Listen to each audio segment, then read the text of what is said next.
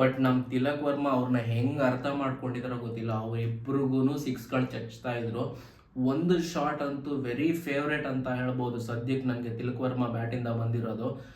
ಅದು ನಿಮಗೆ hi hello ನಮಸ್ಕಾರ, ವೆಲ್ಕಮ್ ಬ್ಯಾಕ್ ಟು ಪುತ್ತು ಚೋನು ಚಾನಲ್. ಎಲ್ಲರೂ ಹೆಂಗಿದ್ರ? ಸೂಪರ್ ಆಗಿದ್ರ ಅನ್ಕೊಂತೀನಿ. ಇನ್ನೊಂದು ವಿಡಿಯೋಗೆ ಸ್ವಾಗತ. ಇದು ಯಾವ್ದಂತ ಹೇಳ್ತೀನಿ, ನಿಮ್ಮೆಲ್ರಿಗೂ ಗೊತ್ತೂ ಕೂಡ. ಸೊ ಅದಕ್ಕಿಂತ ಮುಂಚೆ ನೀವೇನಾದ್ರೂ ನಮ್ಮ ಚಾನಲ್ಗೆ ಹೊಸಬರಾಗಿದ್ರೆ ದಯವಿಟ್ಟು ಹೋಗಿ ಸಬ್ಸ್ಕ್ರೈಬ್ ಮಾಡಿ, ವಿಡಿಯೋ ಏನಾದರೂ ಇಷ್ಟ ಆದರೆ ಲೈಕ್ ಮಾಡಿ, ಶೇರ್ ಮಾಡಿ, ಸಪೋರ್ಟ್ ಮಾಡಿ ಅಂತ ಕೇಳ್ಕೊಂತ ಬನ್ನಿ ವಿಡಿಯೋನ ಸ್ಟಾರ್ಟ್ ಮಾಡೋಣ. ಹೌದು, ಈ ವಿಡಿಯೋ ಇರೋದು ನಮ್ಮ 2ನೇ T20 ಅಪ್ಡೇಟು ಏನಾಯಿತು ಅಂತ ಕೇಳೋಣ. ಸೊ ಅದ್ರ ಬಗ್ಗೆನೇ ವಿಡಿಯೋ ಇರೋದು. So England versus India match ನಡೀತಾ ಇದೆ. ಯಾರಾದರೂ ಫಸ್ಟ್ ಟೈಮ್ ವಿಡಿಯೋ ನೋಡ್ತಿದ್ದವ್ರಿಗೆ ಗೊತ್ತಿರಲಿ, ಇದು 2ನೇ T20 ಮ್ಯಾಚ್ನ ರಿವ್ಯೂ ಇದು. ಸೊ ಏನಾಯ್ತು ಏನ್ ಕತೆ ಅಂತ ತಿಳ್ಕೊಳ್ಳೋಣ. ಸೊ 2ನೇ T20 ಮ್ಯಾಚ್ ನಡೆದಿದ್ದು ಚಿದಂಬರಂ ಸ್ಟೇಡಿಯಂ ನಲ್ಲಿ, ಚೆನ್ನೈನಲ್ಲಿ ನಡೆದಿದ್ದು. ಸೊ ಒಂದು ಒಳ್ಳೆನೆ ಬ್ಯಾಟಿಂಗ್ ಪಿಚ್ ಇದು ಆಕ್ಚುಲಿ ನೋಡಕ್ ಹೋದ್ರೆ. ಸೊ ಸಮ್ ಟೈಮ್ಸ್ ಟೆಸ್ಟ್ ಕ್ರಿಕೆಟ್ಗೆಲ್ಲ ಬೌಲಿಂಗ್ ಪಿಚ್ ನ ರೆಡಿ ಮಾಡ್ತಾರೆ, ಬಟ್ ಪರವಾಗಿಲ್ಲ, ಒಳ್ಳೆ ಫ್ಯಾನ್ ಕ್ರೇಜ್ ಇರುವಂತ ಗ್ರೌಂಡ್ ಇದು. ಸೊ ಇಲ್ಲಿ ನಡೆದಂತ ಮ್ಯಾಚ್ ನಲ್ಲಿ ಟಾಸ್ ವಿನ್ ಆಗಿದ್ದು ಭಾರತದವರು ನಿಮ್ಗೆ ಗೊತ್ತಿರೋ ಹಂಗೆ ಬೌಲಿಂಗ್ ನ ಆಯ್ಕೆ ಮಾಡ್ಕೊಂಡ್ರು. ಯಾಕಂತ ಹೇಳಿದ್ರೆ ಈಸಿಯಾಗಿ ಚೇಸ್ ಮಾಡೋಣ ಅನ್ಬಿಟ್ಟು. ಸೊ ಬ್ಯಾಟಿಂಗ್ ನ ಇಂಗ್ಲೆಂಡ್ ಕೊಟ್ಮೇಲೆ ನಾನು ಎಕ್ಸ್ಪೆಕ್ಟ್ ಮಾಡಿದ್ದೇನೆ ಗೊತ್ತಾ, ಪರ್ಸನಲಿ ಸ್ವಲ್ಪ ರನ್ ಆಗ್ಲಿ ಅನ್ಕೊಂಡಿದ್ದೆ, ಮ್ಯಾಚ್ ಸ್ವಲ್ಪ ಚೆನ್ನಾಗಿರುತ್ತೆ ಅನ್ಕೊಂಡಿದ್ದೆ. ಸೊ ಹಂಗೇನೆ ಸ್ವಲ್ಪನೇ ರನ್ ಮಾಡಿದ್ರು, ಜಾಸ್ತಿ ರನ್ ಮಾಡಿಲ್ಲ. ಸೊ ಎಷ್ಟು ಅಂತ ಕೇಳಿದ್ರೆ, ಫಸ್ಟ್ ಬ್ಯಾಟಿಂಗ್ ಬಂದಂತಹ ಇಂಗ್ಲೆಂಡು ಮೊದಲ 2 ವಿಕೆಟ್ನ ಬೇಗನೆ ಕಳ್ಕೊಂಡ್ರು. ಬೆನ್ ಡಕೆಟ್ ಮತ್ತೆ ಫಿಲ್ ಸಾಲ್ಟ್.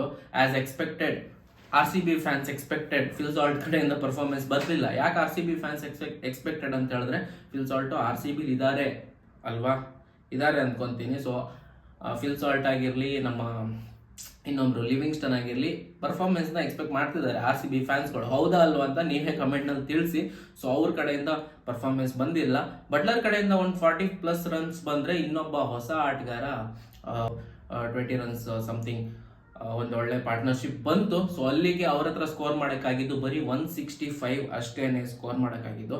ಸೊ ವಿಕೆಟ್ ಯಾರೆಲ್ಲ ತಗೊಂಡ್ರು ಅಂತ ಕೇಳಿದ್ರೆ, ಭಾರತದ ಪರವಾಗಿ ಒಂದು ಒಳ್ಳೆ ಬೌಲಿಂಗ್ ಅಟ್ಯಾಕ್ನ ಪರ್ಫಾರ್ಮೆನ್ಸ್ ಇತ್ತು ಅಂತ ಹೇಳ್ಬೋದು. ಯಾಕಂತ ಹೇಳಿದ್ರೆ ಅಂಥ ಪಿಚ್ನಲ್ಲಿ ನೀವು 165ಗೆ ನಿಲ್ಸಿದ್ದು, 165 is not a bad score, but still ಅಲ್ಲಿಗೆ ನಿಲ್ಸಿದ್ದು ನಮ್ಮ ಬೌಲರ್ಸ್ಗಳ ಒಂದು ಒಳ್ಳೆ ಪರ್ಫಾರ್ಮೆನ್ಸ್ ಇತ್ತು ಅಂತಾನೆ ಹೇಳ್ಬೋದು. ಅದರಲ್ಲಿ ವರುಣ್ ಚಕ್ರವರ್ತಿ ಮತ್ತೆ ಅಕ್ಷರ್ ಪಟೇಲ್ 2 ವಿಕೆಟ್ ತಗೊಂಡ್ರೆ, ಇನ್ನು ಮಿಕ್ಕಿದವರೆಲ್ಲ ಒಂದೊಂದು ವಿಕೆಟ್ ತಗೊಂಡ್ರು.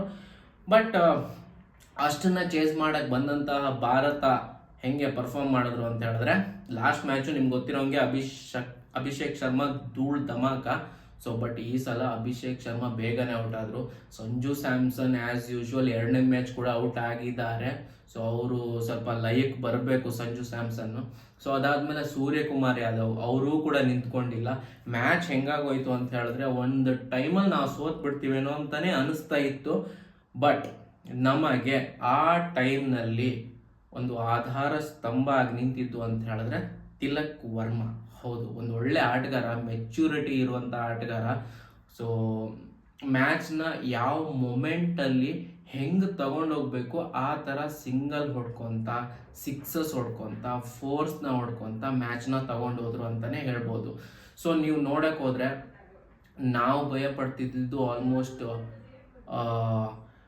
ನಮ್ಮ ಜೋಫ್ರಾ ಆರ್ಚರು ಮತ್ತು ಮಾರ್ಕ್ ವುಡ್. ಸೊ ಇವರಿಬ್ಬರು ಬೌಲಿಂಗ್ಗೆ ಸ್ವಲ್ಪ ಭಯ ಪಡಬೇಕು. ಏನಕ್ಕೆ ಅಂತ ಹೇಳಿದ್ರೆ, 150+ ಸ್ಪೀಡಲ್ಲಿ km/h ಬೌಲಿಂಗ್ ಮಾಡ್ತಾರೆ ಇವರಿಬ್ರು.